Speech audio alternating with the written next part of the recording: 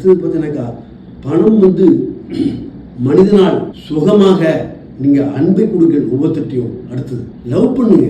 ஒன்றும் இல்லை சார், ஃபேஸ்புக்கில் யூடியூப்பில் பணத்தை பற்றி நிறைய பேசுகிறாங்க, பணத்தை பற்றி நிறைய பாட்டுகள் இருக்குது இல்லையா? அதெல்லாம் நீங்கள் ஒரு அரை மணி நேரம் உட்காந்து, ஒரு நாளைக்கு ஒரு 1 hour உட்காந்து பாருங்க. கட்டாக பணம் இருக்கிறத நம்ம ஃபேஸ்புக்கில் நம்மளால் பார்க்க முடியுது. திரும்பி திரும்பி அதை பாடுங்க, பணம் சம்பந்தப்பட்ட பாட்டுகளை பாடுங்க, பணம் சம்பந்தப்பட்ட வீடியோக்களை கேளுங்க. அப்படி கேட்டாலே ஈஸியாக பணம் கிடைக்கும்னு சொல்லி இந்த சயின்ஸ் சொல்லுது. 4வது பெரிய பாயிண்ட்ங்க, சத்தியமாங்க இந்த யூனிவர்ஸ் என்ன சொல்லுதுன்னா, பணம் வந்து என்னுடையது இல்லைப்பா. அதனால என்ன சொல்லுது அப்படின்னா, அது எப்படி இல்லை அப்படின்னா, எல்லாம் உங்களுக்கு ஒரு சின்ன ஒரு விஷயமா கூட பாருங்க. இந்த பணம் இருக்கு இல்லையா, இந்த பணம் பஞ்சபூத சக்தியால் எது ஆயிருக்கோ அதுதான் என்னோடதுப்பா அப்படின்னு இந்த யூனிவர்ஸ் சொல்லுது. நம்ம நம்புற இறைசக்தி சொல்லுது. அப்போ இந்த தாள் வந்து இந்த பணத்தை தயாரிக்க உதவும் இந்த தாள் வந்து பஞ்சபூத சக்தியால் ஆயிருக்கு. ஆனால் இது பாருங்க 100 ரூபா அப்படின்னு நம்ம வேல்யூ கொடுக்குறோம். ஏன்?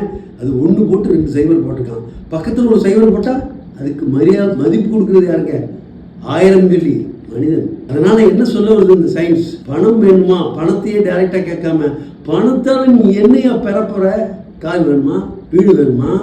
எது வேணுமோ நீங்க அன்னாடம் புழங்கக்கூடிய ஏரியாவில் அன்னாடம் அதே நினைப்புல வீடுகளில் அங்கங்கே டிஸ்பிளே பண்ணுங்க. எது வேணுமோ ரொம்ப ஈஸியாக கிடைக்கும், ரொம்ப டைரெக்டாக அதுவே கிடைக்கும். நீ ஏன் பணத்தை என்ன கேட்டு பணத்தை பற்றி நீ வாங்குறத நினைக்கிற?